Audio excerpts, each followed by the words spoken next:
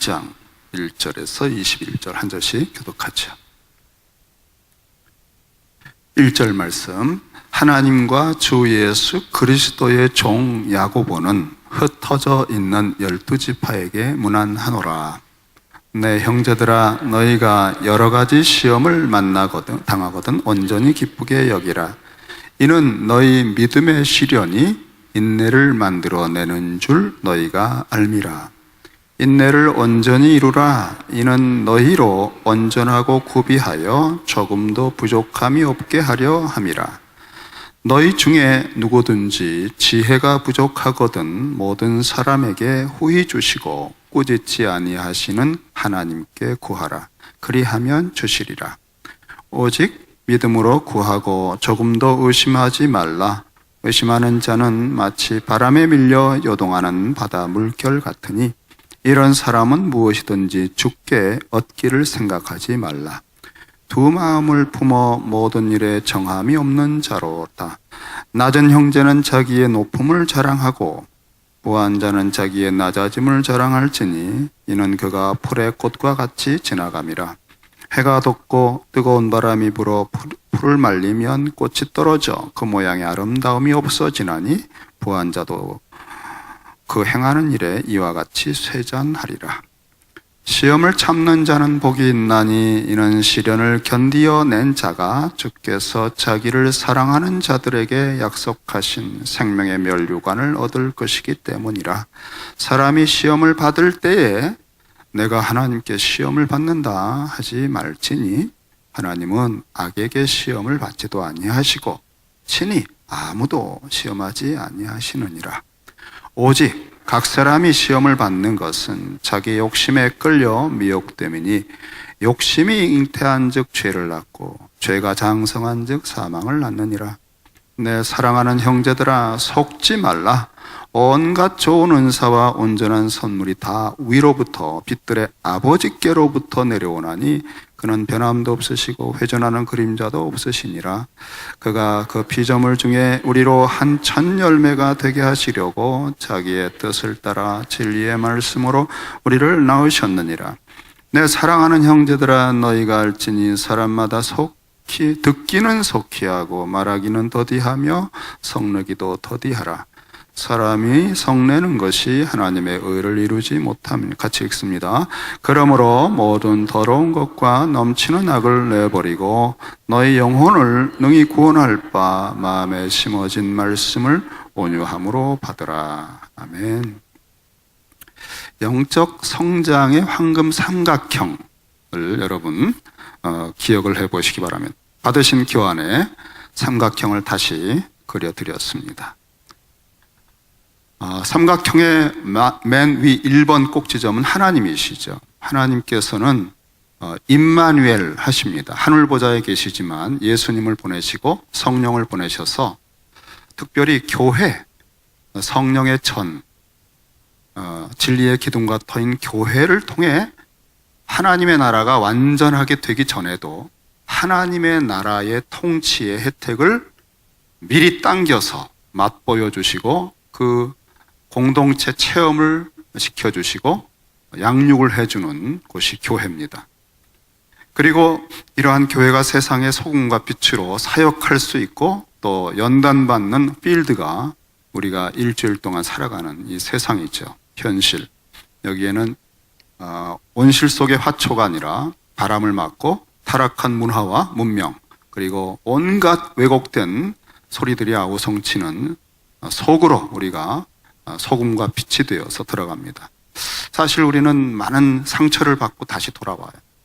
이 전쟁은 만만치 않습니다. 악한 마귀도 역사하고 있고 정말 다듬어지지 않는 정말 악한 그런 간교한 사람들의 속임수에 속아 넘어갈 때도 있습니다. 마치 이 어린 양을 이리 가운데 보내는 것 같은 그런 마음으로 주님이 우리를 세상살이 속에 보내셨어요.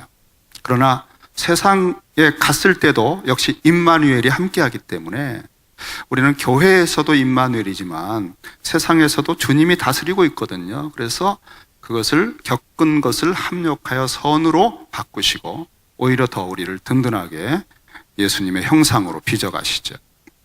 이렇게 삼각형을 통해서 하나님 우리를 키워가시는데, 오늘은 그 중에서 원리적으로 태도라고 하는 것을 하나 좀 정리를 같이 했으면 합니다.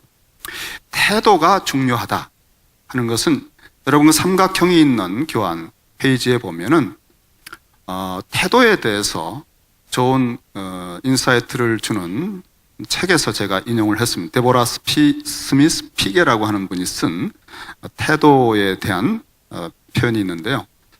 몇 가지 읽어드리면, 찰스 R. 스윈돌이라고 하는 아주 세계적인 유명한 목사님이죠. 매일 실행할 수 있는 가장 의미심장한 결단은 태도 선택이라고 나는 믿는다. 어떤 태도를 가질 것이냐를 선택하는 것, 이게 중요하다 그랬어요. 빅터 프랭클이라고 하는 이분도 역시 죽을 수밖에 없는 그런 수용소에서 살아나왔어요. 근데 이분이 거기서 살아나온, 나치 수용소에서 살아나온 가장 깊은 깨달음은 뭐냐면 태도예요. 태도. 많이 죽어 넘어갑니다. 절망하고 죽고. 근데 그의 말은, 한 인간에게서 모든 것을 빼앗아갈 수 있지만 단 한 가지 자유는 빼앗아갈 수 없다. 그 자유는 어떤 상황에 놓이더라도 삶에 대한 태도만큼은 자신이 선택할 수 있는 자유다 그랬어요. 태도를 어떻게 가지느냐 하는 것이 결정적이라는 거죠. 여러분 어렵게 생각하지 마세요. 요셉은 형들에게 정말 형들을 사랑하고 아버지의 말씀을 순종해서 찾아갔는데, 형들이 요셉을 죽이고자 구덩이에 쳐박습니다. 그리고는 차마 죽이질 못하고는 애굽으로 팔아버렸어요. 그리고는 애굽에서도 억울하게 옥살이를 합니다. 그런데 최악의 환경, 최악의 현실에 보다도 주목할 만한 것은 요셉의 태도입니다. 거기서 원망하거나 정죄하거나 하질 않아요. 그리고 그 하나님이 기대한 태도를 견지할 때 계속 요셉은 하나님의 뜻이 이루어지는 방향으로 가게 되는 걸 봅니다. 현실과 그가 겪은 확실한 환경보다도 더 중요한 건 그의 태도였어요. 태도가 결정적이에요. 휴 다운즈라고 하는 분은 말하기를, 행복한 사람은 특별한 환경에 놓인 사람이 아니라 특별한 태도를 지닌 사람이다 그랬어요. 여러분, 최고의 좋은 환경, 에덴에서 어떤 태도를 가지느냐에 따라서 아담은 쫓겨났습니다. 최악의 환경, 40일을 굶고 유기체로 된 몸이 와해될 지경이고 견디기 힘든 주림이 있을 때, 그 최악의 광야에서 예수님은 승리했습니다. 여러분, 환경 문제가 아니에요. 태도의 문제. 도저히 안 돼. 이건 끝이야. 그런 말은 우리가 할 수가 없어요. 칼 매닝거라고 하는 분은 말하기를, 태도는 사실보다 중요하다 그랬어요. Attitude is more important than fact. 태도가 팩트보다 중요하다는 거예요. 데보라 스미스 피게라고 하는 분이 책을 썼는데, 제가 그 책의 제목이 태도를 다스린다는 주제입니다. 냉담한 태도가 있는 것과 반면 사교적인 태도가 있대요. 저도 사실은요, 태도가 이 강대상 올라오기 전에 제가 추스르는 게 뭔지 아세요? 단 한 가지예요. 태도입니다. 쭉 느껴보니까 뒤에 사람이 몇 없어요. 성도님들이 안 오신 거예요. 날씨도 굳고. 에이, 왜들 이러셔?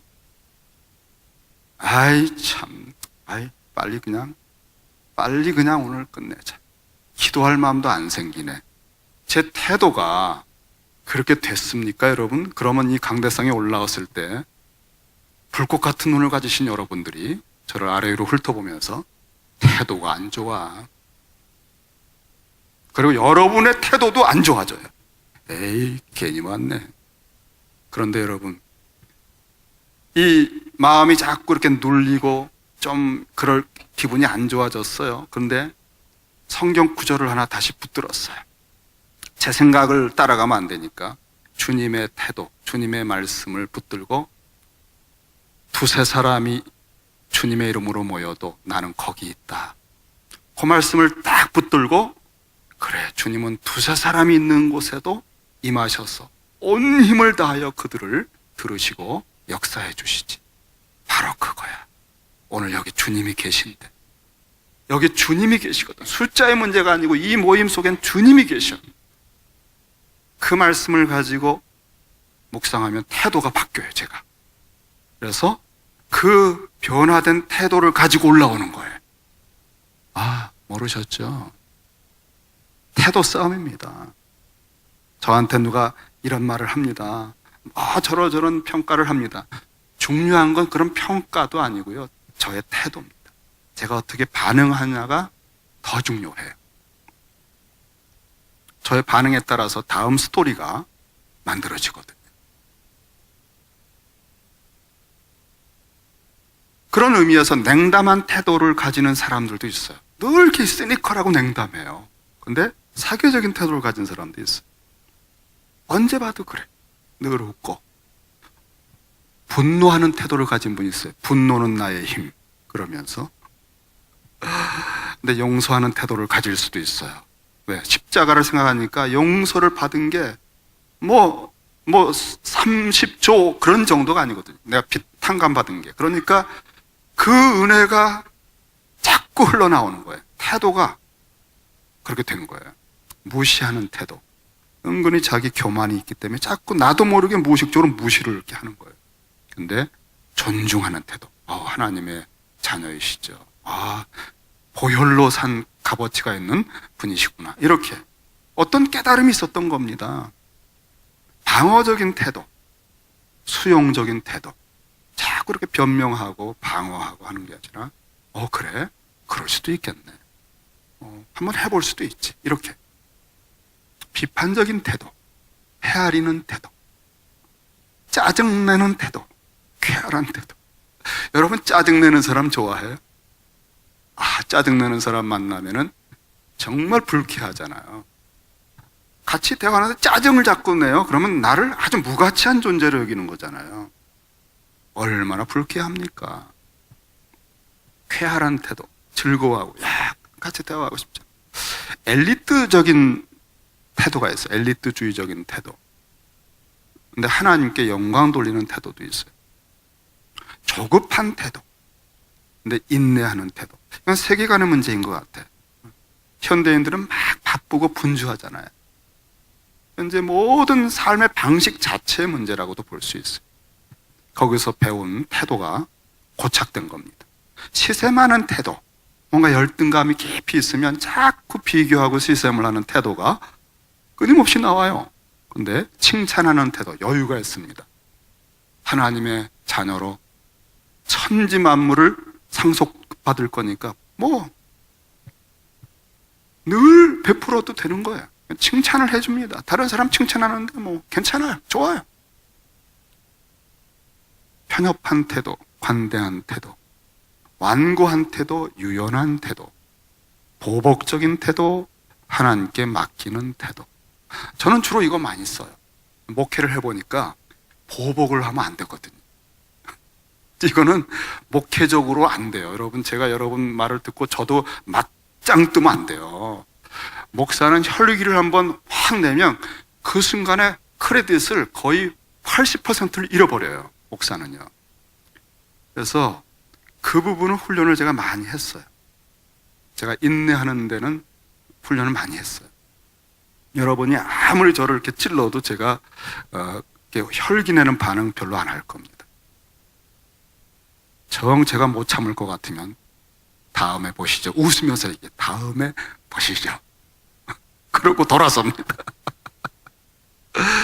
그리고 다음에 추스르고 차분하게 다시 생각합니다. 왜냐하면 하나님께 맡기기 때문에.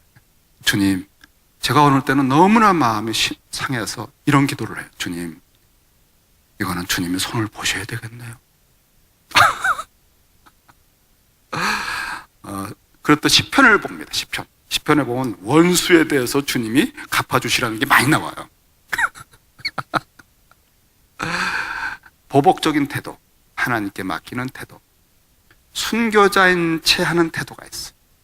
이거 뭐 좀 봉사하면요 거의 순교자예요. 그런데 순수하게 섬기는 태도, 예, 할렐루야. 다음에 뚱한 태도, 표현하는 태도.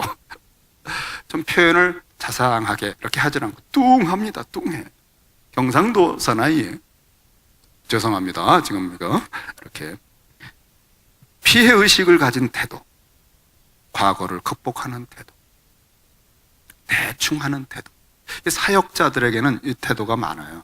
대충 하는 태도, 탁월함을 추구하는 태도.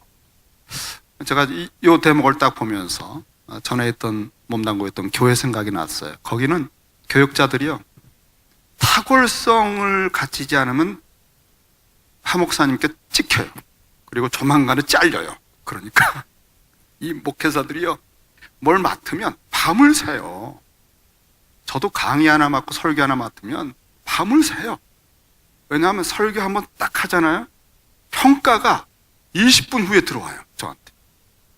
와, 얼마나 귀들이 밝고 그냥 나름대로 평가를 하는지. 그러니까 한 번 섰다가 다음에 못 선 목사들이 많아요. 제 동료 중에. 다시는 안 세우더라고요. 늘 행사하면 뒷전에서 행사 칠에 도와주는 거. 그러니까 스피커로 선다는 명예는요, 정말 피땀을 흘려야 돼. 연구하고 묵상하고 기도하고. 탁월성에 대한 그런 의식이 들어왔어요. 근데 대충 하는 거는 뭐 이래도 되고 저래도 되는 태도인데 별로 유익하지 않습니다. 근데 여기에도 한계가 있어요. 탁월성을 추구하다 보니까 엘리트적인 주의적인 태도가 은근히 들어왔어요. 그리고 사람을 무시하는 태도도 곁들여서 들어왔어요. 그래서 무슨 큰 행사하면 농촌에서 오신 목사님들 보고 자꾸 나도 모르게 무시를 하는 거예요. 이렇게 아래로 보고. 그거를 고치신 거는 제가 이 시카고에서 개척할 때 2년 사이에 완전히 무너져서 주여, 시카고의 모든 목사님들을 존중히 여기며 부러워하며 눈물을 흘리며 다녔던 시절에 치유가 됐어요. 다투는 태도, 말 한마디 한마디가 이렇게 싸우는 듯하게 말하는 분들이 있어요. 가끔 보면은. 온유한 태도, 그런 태도가 어떠냐가 인생을 아마 바꿀 거예요. 근데 이 태도가 하루아침에 생기질 않아요. 이게 교회에서 사실은 원리적인 훈련을 해야만 이 험악한 세상에서 우리 태도가 거칠어지지 않고 온유하고 주님의 팔복의 성품이 될 거예요. 이 팔복의 성품이 될 때는 정말 행복한 사람이잖아요. 그러니까 태도가 결정적입니다. 오늘 이 태도가 특별히 야고보서 1장의 상황 속에서 진가가 드러납니다.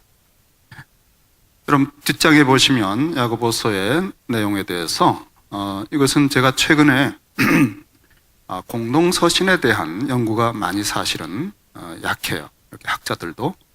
근데 최영삼 교수라고 하는 분이 아주 작정을 하고 자기 그 학위 논문도 이쪽 계통인 것 같고 공동서신에 대한 신간을 냈는데, 와, 그냥 칭찬을 얼마나 받았는지 몰라요.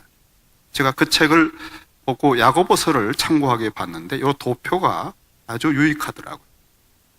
야고보서 1장 1절에서 27절까지를 딱 서론으로 보고 이중적인 서론으로 분석을 했습니다. 그러면서 첫 번째 서론 파트와 두 번째 서론 파트가 서로 병행된다는 것을 이렇게 잘 정리를 해줬습니다. 괜찮은 분석입니다. 첫 번째 파트에서도 시험으로 시작하고 두 번째 파트도 시험으로 시작해요. 이런 구분들이 되게 억지일 수도 있지만 우리가 문학 구조, 스트럭처를 파악할 때 굉장히 인사이트를 많이 줄 때가 있어요. 제가 점검을 해보고 묵상을 해보면서 유익하다 해서 여러분 앞에 소개를 합니다. 우선 우리는 시험을 당할 수밖에 없는 현실에 삽니다. 종말이기도 하고 악한 마귀도 역사하고 있고 또 타락한 문화와 문명 속에 살고 심지어 우리 속에도 타락한 잔재가 여전히 임종하기 전까지 있기 때문에 우리는 아무리 성령이 충만하고 아무리 괜찮은 직분을 가진 훈련된 사람이라 할지라도 시험을 당하지 않을 수가 없습니다. 그래서 내 형제들아 1장 2절에 너희가 여러 가지 시험을 당하거든 그랬어요. 시험의 종류도 여러 가지가 있어요. 20대가 겪는 시험이 30대와 다릅니다, 여러분. 정말 결혼 시즌에 겪는 시험은 또 장년들이 직장 속에서 겪는 거하고 달라요. 여러 가지 시험들의 층들을 거쳐서 우리는 하나님의 형상, 그리스도의 형상의 성숙한 면모를 빚어가게 되는데, 너희가 여러 가지 시험을 당하거든. 여기 당할 때마다 그래요. 당할 때마다. 당할 때는 언제나 그런 단어가 쓰입니다. 여러 가지 종류의 시험을 당한다 하는 것은 그 속에 떨어진다, 그 속에 빠진다. 정말 시험 속에 우리가 들어가서 겪어요. 야, 여러분 괴롭죠. 현실, 리얼리티입니다. 우리는 정말 그냥 원리적으로 원실 속이 아닌 걸 알아요. 그래서 시험을 겪을 때는 정말 몸살을 앓습니다. 그런데 이때 온전히 기쁘게 여기라 그랬어요. 야, 여러분 이게 어떻게 가능합니까? 우선 어려운 문제나 시험 같은 걸 딱 직면하면 아이고 이것도 또 왔네. 아이고 뭐 1년에 한 몇 차례는 오는데 이건 또 뭐야. 아, 이것도 어떻게 겪어내나. 근심이 우리는 앞서잖아요. 그리고 다들 얼굴에 근심들이 다 한켠에 있어요. 그런데 이유가 뭐냐? 이걸 온전히 기뻐할 이유는 이는 너희 믿음의 시련이 인내를 만들어내는 줄 너희가 알미라. 이 기뻐하는 것은요, 가능한 것이 딱 한 가지 이유 때문이에요. 뭐냐면 알기 때문입니다. 이 시련이 어떻게 나에게 쓰일지를 알기 때문에. 자, 여러분, 태도가 이 여러 가지 시련 속에서 태도를 원망이나 낙심, 두려움, 또 누구 때문이다 탓하는 거, 이렇게 태도를 여러 가지로 가질 수 있는데 온전히 기쁘게 여기는 태도를 가질 수 있는 이유는 한 가지예요. 교리적인 알미.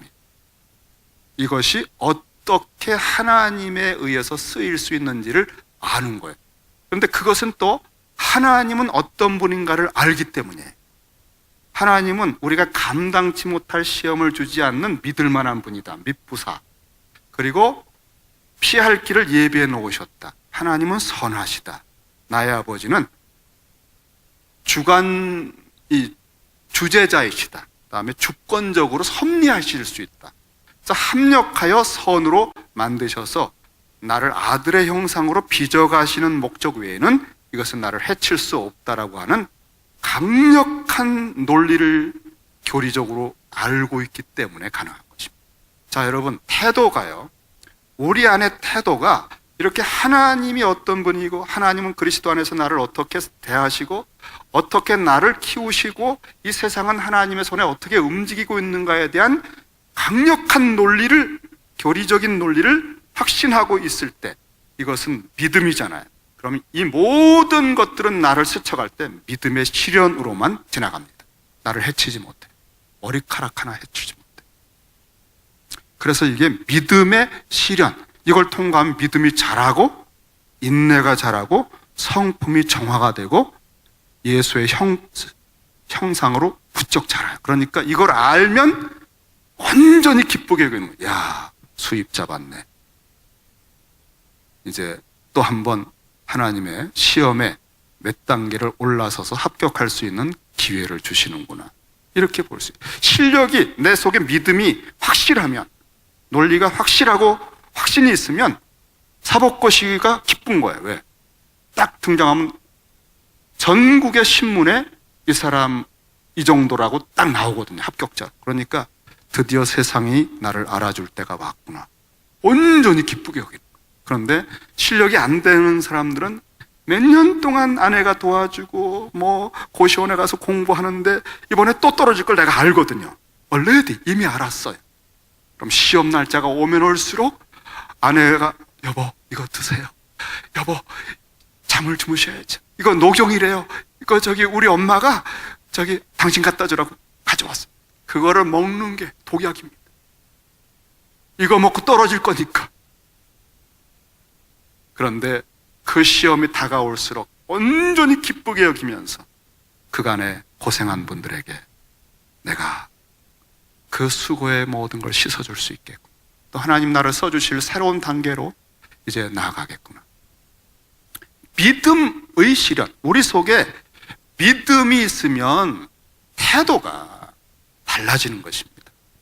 그런데 내 상처에 반응하고 이걸 이제 두 번째 서론 부분에서 시험이 하나님이 날 시험하는 것 같아 이런 말 하지 말아라. 하나님 그런 분은 아니다. 그건 이미 벌써 넘어간 거예요. 시험에 두려워 떨면서 왜 하나님 이런 것도 막 허락하셔? 이렇게 막 나오거든요.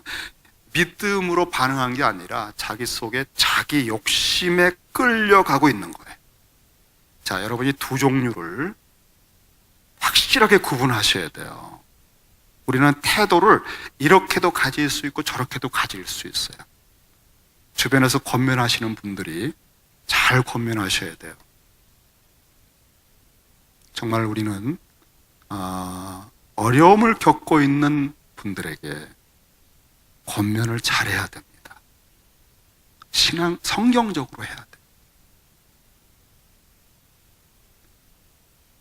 그가 가진 믿음을 딱 디디고 거기에 발을 디디고 전체를 볼 수 있게 격려해 주는 게 우선이에요. 인간적으로 격려해 주는 것이 아니라 예수를 믿는 사람의 정체성의 자리를 딱 확인시켜주고 선택은 당신이 하는 거다. 이렇게 할 수도 있고 저렇게 할 수도 있는데 여러분 바울이 그런 얘기를 했어요. 너희들이 어디까지 이르렀든지 그대로 행하라. 믿음이 너무 없는데 너무 큰 걸 요구할 수는 없어요. 그러니까 이런 길도 있다.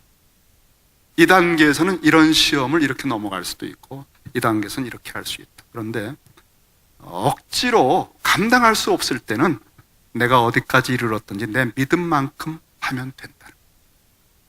그건 자유입니다. 여러분. 괜찮아요. 하나님이 그걸 받으셔요.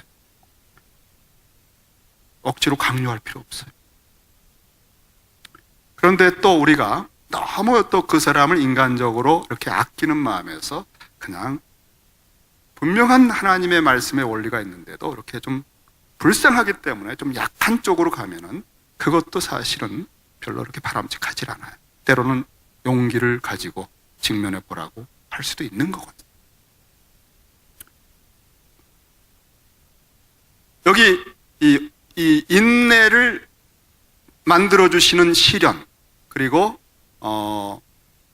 믿음의 시련으로 통과해서 온전하고 구비하여 부족함이 없는 사람이 되는데, 여러분 인내라고 하는 거는 시간이 들잖아요. 시간이 하루아침에 뚝딱 되질 않아요. 그러니까 이런 시련들이 와가지고 뭐 재물도 잃어버리고 뭐 잡혀가기도 하고 또 사람들의 눈총을 받고 오해를 받고 막 그 시련 과정들을 겪어가면서 하나님에 대한 나를 하나님이 아시고 하나님이 이걸 주관하시고 하나님 이 인내 과정이 한 달이 될지 두 달이 될지 일주일이 될지 모를 때 이때 어떻게 할 거냐? 그때 가장 중요한 거를 가르쳐 주셨어요. 오늘 말씀이. 그것은 뭐냐 하면 5절이에요. 한번 같이 읽겠습니다. 자, 시작. 너희 중에 누구든지 지혜가 부족하거든 모든 사람에게 후히 주시고 꾸짖지 아니하시는 하나님께 구하라. 그리하면 주시리라. 이때 믿음이 종자가 있기 때문에 하나님께 구할 수 있는데요. 믿음 자체가 흔들리고 내가 복음으로 거듭난 사람이야, 난 하나님의 사람이야 라고는 정체성에 발을 딱 디디고 태도를 가지고 보지 않고 너무나 두려워가지고 아이고 나 우리 망하겠다 하는 옛사람, 자기 욕심에 끌려 살던 그 옛사람의 자기 발을 딱 디디고 옛날 정체성으로 퇴행하면 갑자기 막 물밀듯이 두려움들이 옵니다. 그리고 모든 게 부정적인 태도로 보여요. 그때는 하나님 나를 왜 이렇게 만드셨어? 왜 하나님까지 이러셔? 이러면서 하나님에 대한 왜곡된 말들을 하게 되고, 다음에 그 욕심에 끌려서 자꾸 사람 의지하게 되고, 욕심이 잉태하고 점점 자라고 결국은 무너져요. 근데 여러분, 두 번째 서론에서 말한 건 뭐냐면 하나님에 대해서 그렇게 의심하기 시작하는 것을 경고하는 거예요. 아니다. 하나님은 온갖 좋은 것을 주시는 빛들의 아버지다. 너 이미 벌써 꼬여서 넘어가고 있다. 너는 지금 발을 잘못 디디고 있다. 너는 본래 누구냐? 하나님은 진리의 말씀 복음으로 너를 낳으신 아버지다. 아버지는 절대 그런 식으로 시험하지 않는다. 내 마음에 심어진 말씀을 온유함으로 받으라. 복음 십자가의 비로부터 부활까지 일으키시는 너를 하나님 보좌에 앉혀놓으신 그 하나님의 복음을 깊이 다시 수용하고 그 관점에 서서 태도를 바꿔라. 여러분, 이것이 그래서 첫째 서론과 둘째 서론은 시험이란 같은 주제를 다루면서 이렇게 병행시키면서 첫 번째는 정석이에요. 이렇게 가야 돼요. 그때 지혜를 구하고 기도하고. 그런데 그거를 놓치고 약간 미스해서 곁길에서 방황하고 있는 분들에게 경고하면서 두 번째 서론에서 하나님을 알려주는 거예요. 왜? 하나님을 아는 지식이 있을 때만 믿음의 시련으로 통과할 수 있기 때문에. 그러니까 하나님을 이미 알고 있는 사람은 그때 뭐 하느냐? 야, 이건 어떻게 처리하지? 이건 어떻게 내가 말하지? 이건 어떻게 취급하지? 태도는 믿음이에요. 근데 구체적으로 매일 매 순간 듣고 분별하는 것은 지혜가 필요해요. 하나님은 이걸 지금 어떤 목적으로 지금 이끌어 가시지? 어떻게 섭리하고 계시지? 하나님 원하시는 뜻을 제가 어떤 태도를 가지고 어느 정도를 태도해야 될지 알게 해달라고 간구를 하는 겁니다. 지혜를 하나님께. 그래서 요 인내 기간, 한 달이든 석 달이든 뭐 일주일이든 이때 기간에 가장 중요한 그 태도로부터 나오는 건 기도입니다. 하나님께 지혜를 구하는 거예요. 왜? 겉으로 볼 땐 뭐 끝난 것처럼 보이고 안 될 것처럼 보이고 도무지 뭐 심란하게 짝이 없는데 그때 그래도 원리적으로는 합력하여 선이 되고 하나님 손에 붙들려 있고 절대 우리를 해칠 수 없고, 그러니까 믿음으로 여기 의심하지 말고 두 마음 품지 말고 의심하지 말고 주께 지혜를 구하는 거예요. 오직 믿음으로 후하게 주신다. 지혜를 후하게 주시는 분에게 구하라. 제가 이 대목을 읽을 때 문득 그 옛날 일이 하나 생각이 나더라고요. 여러분 저를 10년 전에 보신 분들은 다 아시는 내용이고 아마 3년 전에 오신 분들은 모르시는 내용인데, 제가 교육자들하고 같이 연말에 이제 부서 결정할 때 저는 청년부를 맡을 거로 거의 결정돼 있었어요. 근데 제 동기 전도사님이 청년부를 하고 싶어 했어요. 근데 저는 이제 그 당시만 해도 이렇게 말이 좀 어려운 말 많이 쓰기 때문에 아이들은 못 맡아요. 그리고 모두 알아요.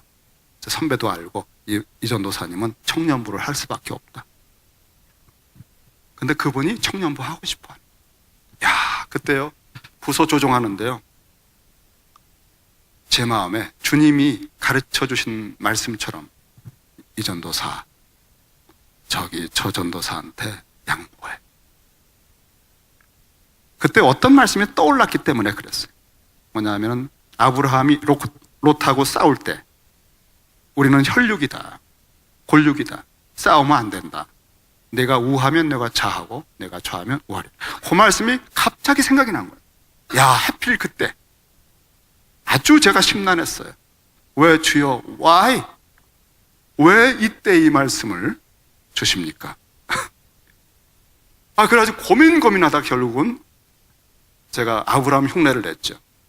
전도사님, 저기 청년부와 좀 중고등부 남았는데 우리 둘이서 결국 하게 될 텐데 이렇게 하시면 어떨까요? 전도사님이 먼저 택하시고 그럼 나머지 제가 할게요. 이렇게 아주 멋지게 딱 해놓고는 속으로는 안 돼 이러고 있었어요. 청년부 외에는 제가 못하거든요. 중고등부 애들은 완전히 안 돼요. 근데 이분이 눈을 떼굴떼굴 굴리더니 괜찮으세요? 괜찮으세요? 네, 괜찮아요. 그러시면 괜찮으시다면 제가 청년부를 하죠 뭐. 그럼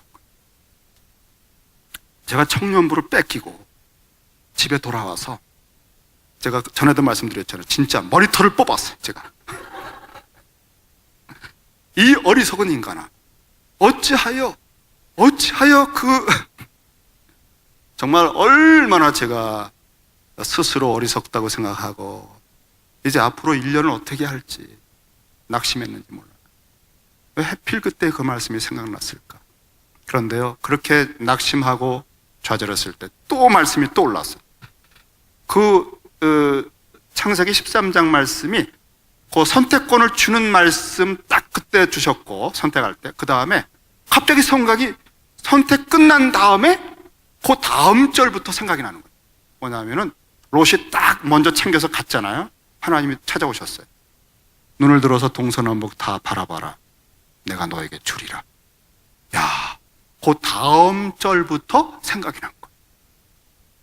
모두 주시겠다는 거예요. 근데 약속이 떠올라서 감사했지만 현실을 보니까 중고등부 애들 부서에 가봤거든요. 다 저만 쳐다보고 있는데 그 어린 것들이 정말 난감해서 제가 그 눈동자를 보고 돌아선 다음에 제가 본당에 가서 거의 부르짖었습니다. 제가 가만히 있을 수가 없어요. 너무나 힘들어서. 본당을 뱅글뱅글 돌면서 주님, 저 어찌하옵니까? 이 아이들을 어떻게 제가 설교합니까? 제 설교 들으면 다 아이들 잡니다. 안 됩니다. 그런데 그때 정말 하나님이요, 피할 길을 주시는 거예요. 제가 생각이 난 게 그거예요. 간구하면 지혜를 주신다. 어떻게 하죠? 이거 어떻게 감당하죠? 그런데 제가 지금도 기억이 나요. 이렇게 본당을 한켠을 이렇게 어떻게 하죠? 어떻게 하고 하는데 싹 돌아가는데요. 제 앞에 어떤 얼굴 이미지 하나가 딱 떠오르는 거예요. 이렇게 보이는 거예요. 이미지가. 저는 제가 지금까지 어떤 분은 생생한 환상들을 보고 그런 간증 많이 하시는데 저는 주로 이렇게 말씀이나 이미지로 이렇게 주셔요. 근데 그 이미지인데 제가 알아보게 듣게 해 주셔요. 그러니까 몇 장 몇 절까지도 어느 때는 제가 알아요. 딱 주신 거를. 근데 그 얼굴이 누구냐? 요셉이네? 요셉이라는 사람의 얼굴이 딱 돌아. 왜 요셉이죠? 요셉은 뭐죠? 그때 또 생각이 나는 거였죠. 요셉은 17살에 꿈을 꿔요. 청소년, 중고등부 학생. 그때부터 갑자기 요셉의 생애와 말씀이 묵상되면서 그때 하나님 나라의 꿈을 아이들에게 심어주면 된다고 하는 확신이. 그 다음에 요셉이 애굽에 갔는데 말도 안 되고 문화도 다르고 하는데 요셉에게 모든 걸 회복하는 게 하나님이 함께 하셨다는 거예요. 그러면서 그런 깨달음을 주셔요. 네가 청년들은 할 수 있다고 생각하지. 그러나 내가 함께 하지 않으면 아무것도 안 돼. 너 중고등부 애들 문화도 다르고 언어도 다르고 못한다고 생각하지. 내가 함께 하면 형통한 거예요. 이때요, 제 속에 있는 고정관념, 벽이, 태도가 완전히 바뀌었어요. 제가 그냥 중고등부 아이들한테 달려갔어요. 눈을 부릅뜨고 우리가 한번 해보자. 그 다음부터 설교하는데 애들이 조는 애들이 없어요. 그리고 수련회가 다가와서 제가 요셉의 스토리를 가지고 수련회를 하는데 수련회장 찾아갔을 때 막 몇 군데를 찾잖아요. 한 군데 딱 봉고차 대학부 다 전도사님들 같이 들어갔는데 그 교회 그 기도원 입구 딱 들어가자마자 와 여기다, 여기서 난 한다. 그래서 저는 그랬어요. 여기서 하겠습니다. 저는요 그랬더니 전도사님 여기 더 찾아보십시다. 아닙니다. 전 여기입니다. 물어봤어요. 여기 어떤 게 이 정도 숫자에 맞습니까? 했더니 있습니다. 따라오세요. 하는데 그 건물이요, 눈에 딱 맞아서 들어오는데 거기에 팻말이 붙여 있어요. 성경 인물들 팻말이 다 붙어 있어요, 건물마다. 근데 거기에 뭐라고 써 있을까요? 요셉. 제 마음에 정말 확신이 오더라. 아이들과 수련회를 얼마나 뜨겁게 했는지, 막 성령께서 함께 하시는 느낌이 막 드는 거예요. 그래서 제가 감당했었던 얘기가, 그러니까 지혜가 부족하거든 모든 사람에게 후히 주시고 꾸짖지 아니하시는 하나님께 구하라, 그리하면 주시라. 도저히 감당할 수 없을 것 같았던 그거를 감당하고, 제가 그때부터 설교가 그 어려운 말들 안 쓰고 중고등부 애들 수준으로 팍팍 낮아졌잖아요. 근데 여러분, 중고등부 애들 수준으로 낮춘 게 지금 이거예요. 그러니까 여러분 보세요. 그 당시 제가 만약 청년부를 맡았었다 그러면 얼마나 어려운 말들을 해가지고 여러분들이 지금 못 듣습니다. 설교 못 들어요.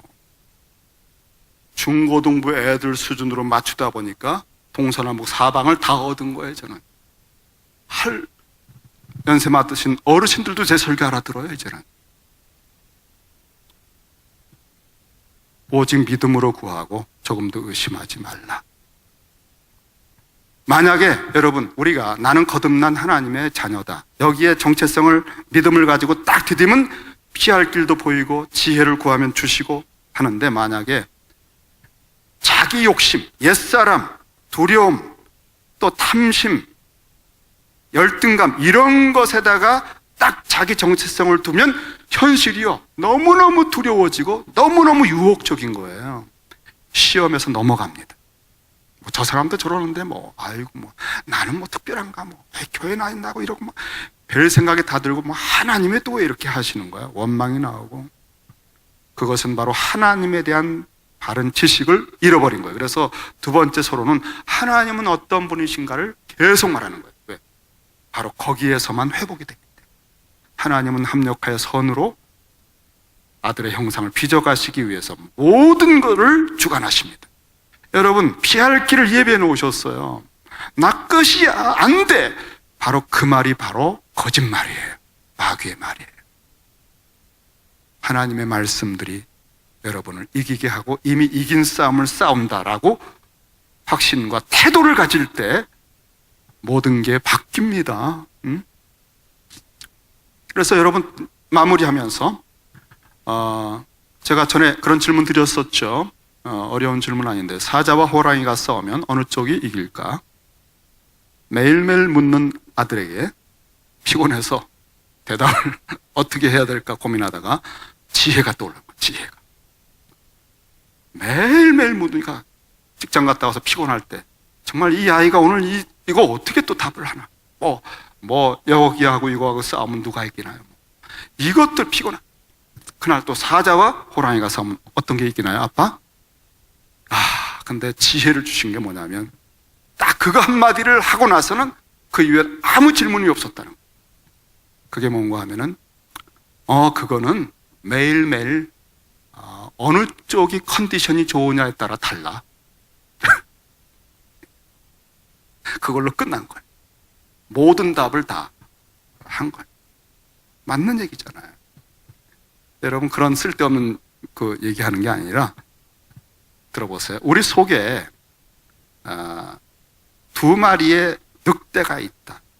한 마리는 선하고 한 마리는 악해요. 우리는 거듭난 영이 있고 하나님의 형상으로 하나님의 아들의 신분을 가진 거듭난 영이 우리 안에 있어요. 그런데 옛사람이 여전히 그 타락한 본성이 있어요. 그래서 우리가 어느 쪽에다 발을 디디느냐에 따라서 꼭 나 같아요. 그게.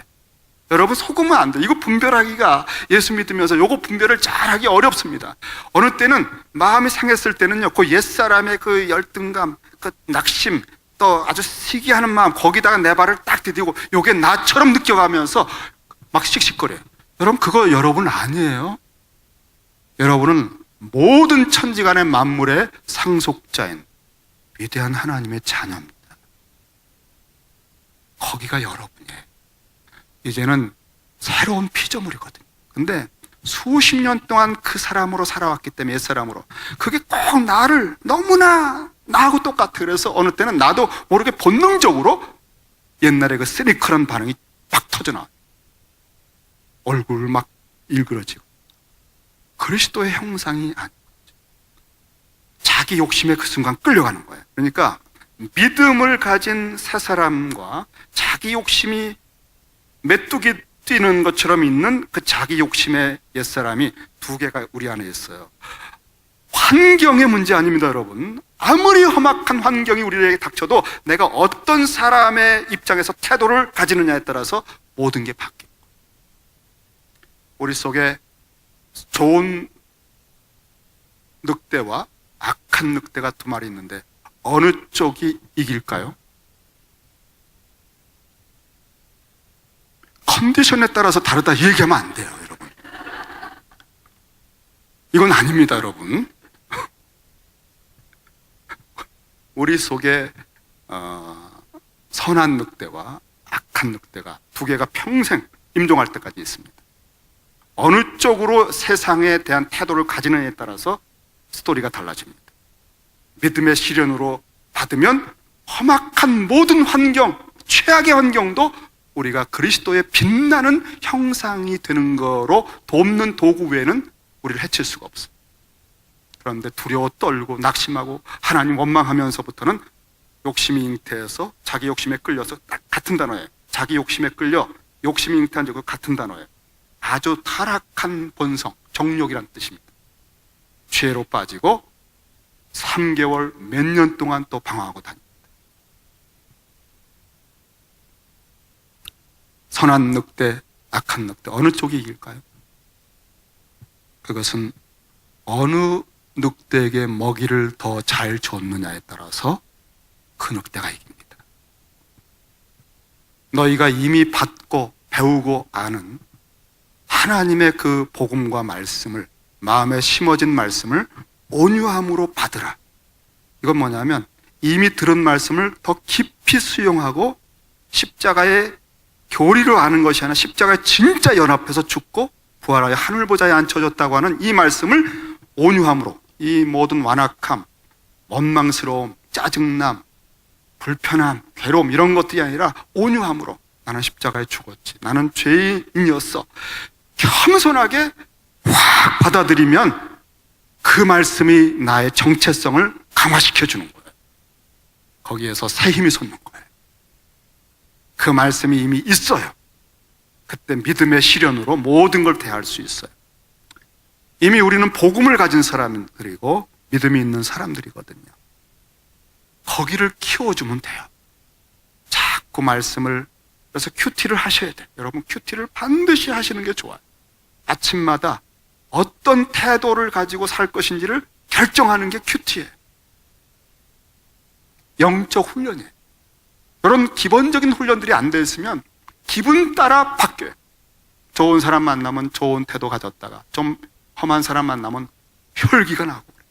그런데 오늘 어떤 사람을 만나든 어떤 환경을 내가 겪든 종말의 때 주님 당신의 사람으로 한번 살아보겠습니다. 큐티할 때 그렇게 기도하자. 그러면 주님이 피할 길을 주시고 역사해 주시고 하루 전체가 여러분을 키워요.